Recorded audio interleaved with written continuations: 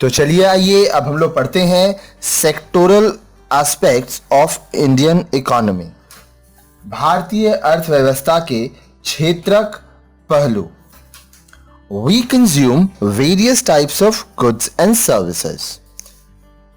हम भिन्न भिन्न प्रकार की वस्तुओं और सेवाओं का उपभोग करते हैं। They can be classified into two types, food items and non-food items.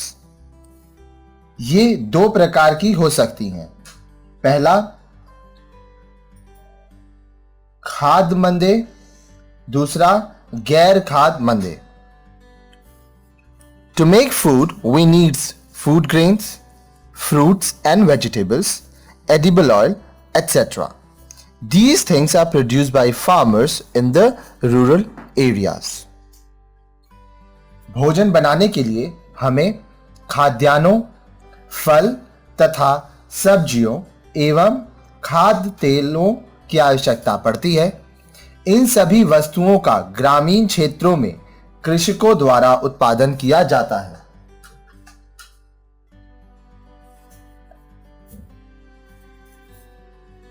There are countless non-food items which we use, such as clothes, shoes, furniture, utensils, automobiles, pen, paper, book, etc. These are produced by industries in towns and cities. Since production of food grains and production of non-food items take place in different environment, we classify them as different sectors of economy. गैर खाद्य मंदे, मंदे मतलब items जिन्हें हम प्रयोग करते हैं अनगिनत हैं, जैसे कपड़े, जूते, फर्नीचर, बर्तन, मोटर गाड़ी, पेन, कागज, पुस्तक आदि। इनका उत्पादन कस्बों तथा शहरों में उद्योगों द्वारा किया जाता है। क्योंकि खाद्यान्नों का उत्पादन तथा गैर खाद्य सामग्री का उत्पादन भिन्न भिन्न वातावरण में होता है, हम इन्हें अर्थव्यवस्था के विभिन्न क्षेत्रकों में वर्गीकृत करते हैं। तो देखिए यहाँ पे कहने का मतलब दो तरह का प्रोडक्ट हम लोग को चाहिए, एक फूड आइटम्स जो हम लोग खाते हैं और एक नॉन फूड आइटम्स जैसे हो गया कपड़ा, जूता, फर्नीचर, बर्तने, पेन, पेपर, बुक। ये सब हम लोग खाते नहीं है, लेकिन हम लोग को जीवन जीने के लिए इन सभी का आवश्यकता होता है। तो चलिए आइए देखते हैं क्या क्या है आगे। Types of occupation people pursue, लोगों के द्वारा अपनाए जाने वाले व्यवसायों के प्रकार। To earn livelihood, people pursue different types of activities based on their education, skill, family tradition, etc. Normally, we classify them in three different sectors of the economy, such as primary sector, secondary sector, and tertiary sector. अपनी जीविका अर्जित करने के लिए लोग अपनी शिक्षा, कौशल, परिवार की परंपरा आदि के अनुसार भिन्न भिन्न प्रकार की गतिविधियों में संलग्न होते हैं। संलग्न होना मतलब उसमें पार्ट लेना, किसी चीज को करना। सामान्यतः हम इन्हें अर्थव्यवस्था के तीन विभिन्न क्षेत्रकों में वर्गीकृत करते हैं। पहला प्राथमिक क्षेत्र, प्राइमरी सेक्टर, दूसरा द्वितीयक क्षेत्र, सेकेंडरी सेक्टर, तीसरा तृतीयक क्षेत्र, टेरिटरी सेक्टर। प्राइमरी सेक्टर, प्राथमिक क्षेत्रक। Take the scenario in rural areas of India, भारत के ग्रामीण क्षेत्रों के बारे में विचार करें। How do the people who are living in villages earn their livelihood? Many of them work on the fields to raise crop, which are known as cultivation. They are known as farmers and agricultural laborers, and the occupation is called agriculture. There are different types of crops which are cultivated, such as food items and non-food items. Food items include cereal, pulses, fruits and vegetables, etc. And non-food items include cotton, jute, etc. Bharat के ग्रामीण क्षेत्रों के बारे में विचार करें। वे लोग जो गांवों में रहते हैं अपनी जीविका कैसे अर्जित करते हैं? उनमें से अधिकतर लोग फसल उगाने के लिए खेतों में कार्य करते हैं, जिसे हम कृषि क्रम कहते हैं। इन लोगों को हम कृषक तथा कृषि श्रमिक तथा व्यवसाय को कृषि कहते हैं। विभिन्न प्रकार की फसलें होती हैं जिन्हें उगाया जाता है, जैसे खाद्यान्न तथा गैर खाद्य मंदे।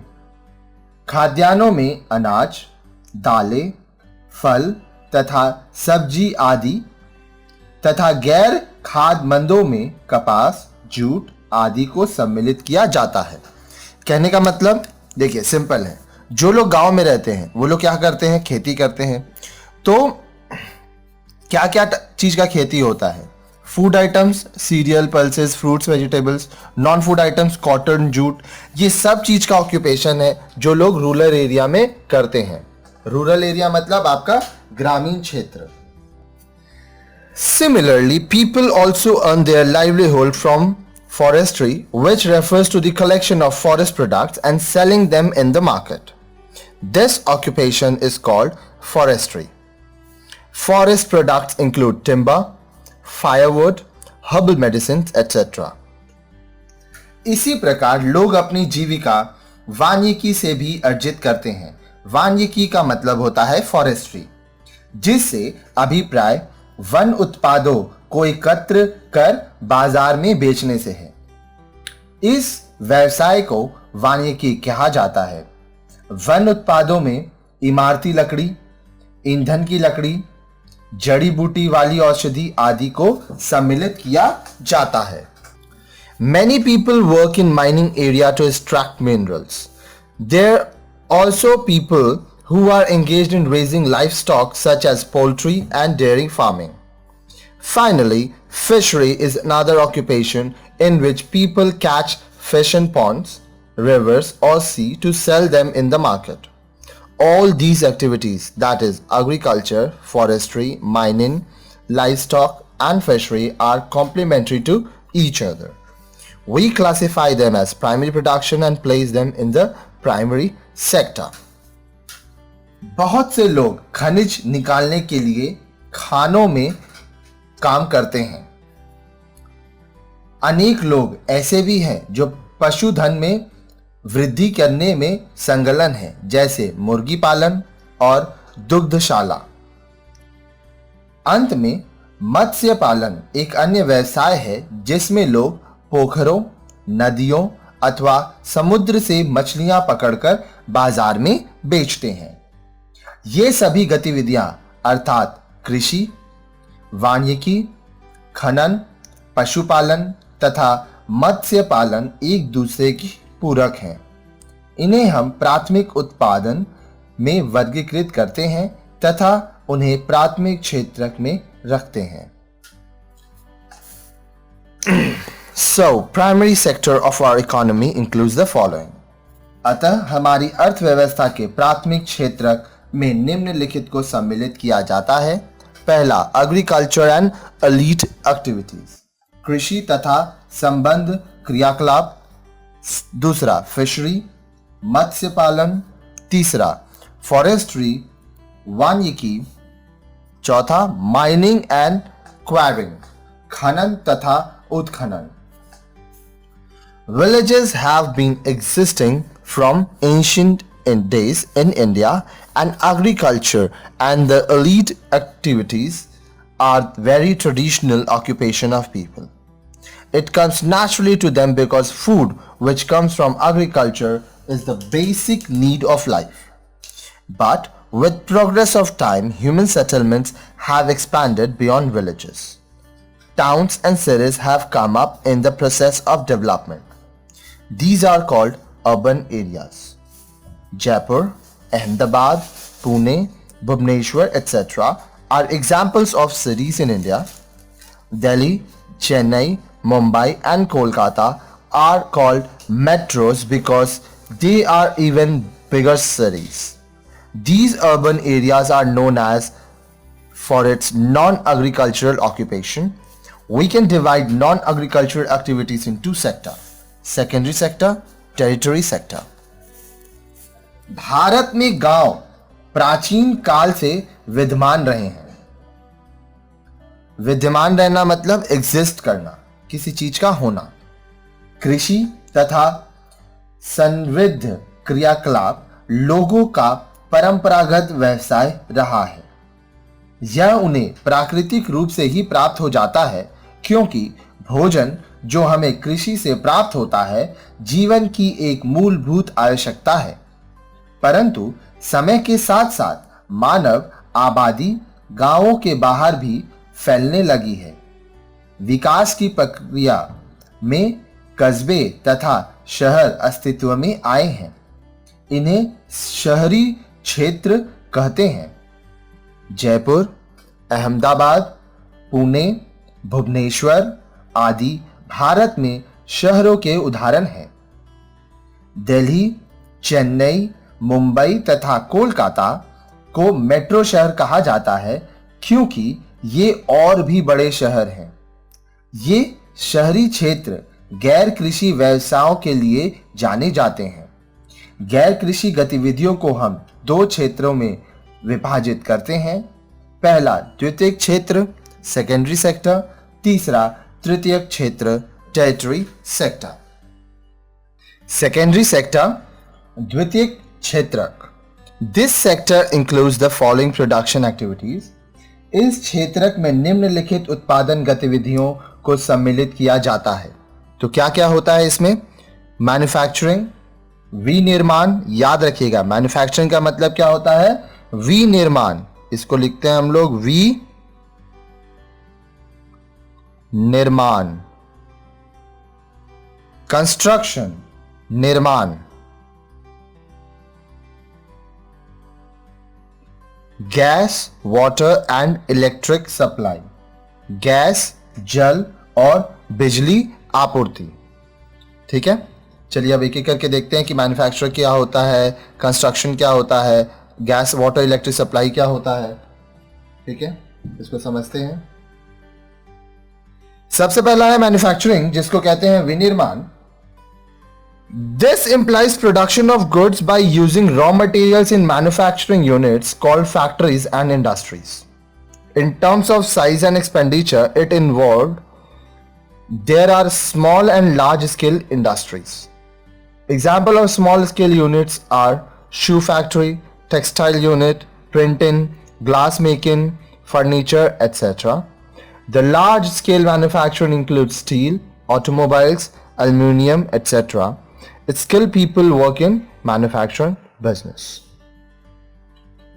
विनिर्माण करने वाली इकाइयां, जिन्हें इस फैक्ट्री या उद्योग कहते हैं, इनमें कच्चे माल का प्रयोग कर वस्तुओं का उत्पादन करने वाली इकाइयों को सम्मिलित किया जाता है। कहने का मतलब मैन्युफैक्चरिंग क्या हुआ? जो रॉ मटेरियल है उससे आप प्रोडक्शन कर रहे हैं। ये प्रोडक्शन कहाँ होता है? फैक्ट्रीज में, इंडस्ट्रीज में। अब आकार तथा संबद्ध खर्च के आधार पर ये लघु उद्योग तथा बड़े पैमाने के उद्योग होते हैं। अब देखिए साइज और एक्सपेंडिचर, इसके हिसाब से दो तरह के इंडस्ट्रीज होते हैं। एक होता है स्मॉल स्केल इंडस्ट्री, एक होता है लार्ज स्केल इंडस्ट्री। लघु उद्योग, लघु का मतलब होता है स्मॉल। लघु उद्योग के उदाहरण है जूते बनाने वाली फैक्ट्री, कपड़े का उत्पादन करने वाली इकाइयां, प्रिंटिंग, शीशा बनाना, फर्नीचर बनाना आदि।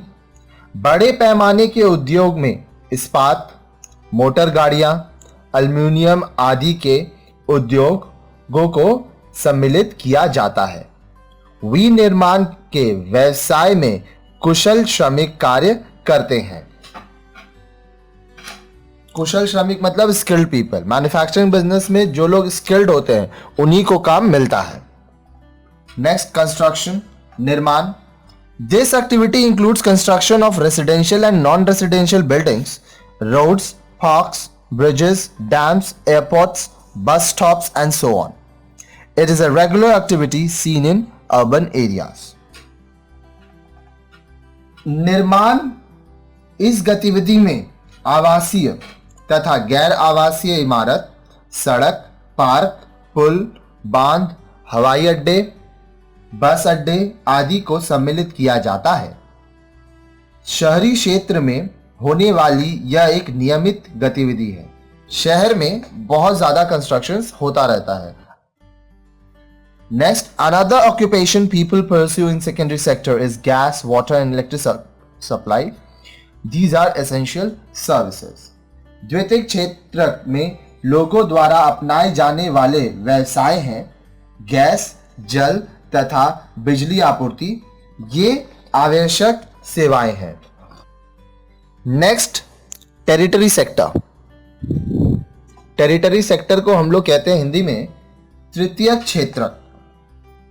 People are also engaged in territory sector activities which are different in nature. This sector is called service sector where following services are provided. लोग तृतीय क्षेत्र की गतिविधियों में भी संलग्न होते हैं जो प्रकृति में भिन्न होती हैं। इस क्षेत्र को सेवा क्षेत्र भी कहते हैं जिसमें निम्नलिखित सेवाएं प्रदान की जाती हैं। Tertiary sector generally service sector ही होता है, जैसे ट्रेड, होटल्स एंड रेस्टोरेंट, व्यापार, होटल तथा जलपान गृह। जलपान गृह मतलब restaurant, transport, storage and communication, परिवहन, संग्रहण तथा संचार। Next, financial services such as banking, insurance etcetera. वित्तीय सेवाएं जैसे बैंकिंग, बीमा आदि। Next, real estate business services.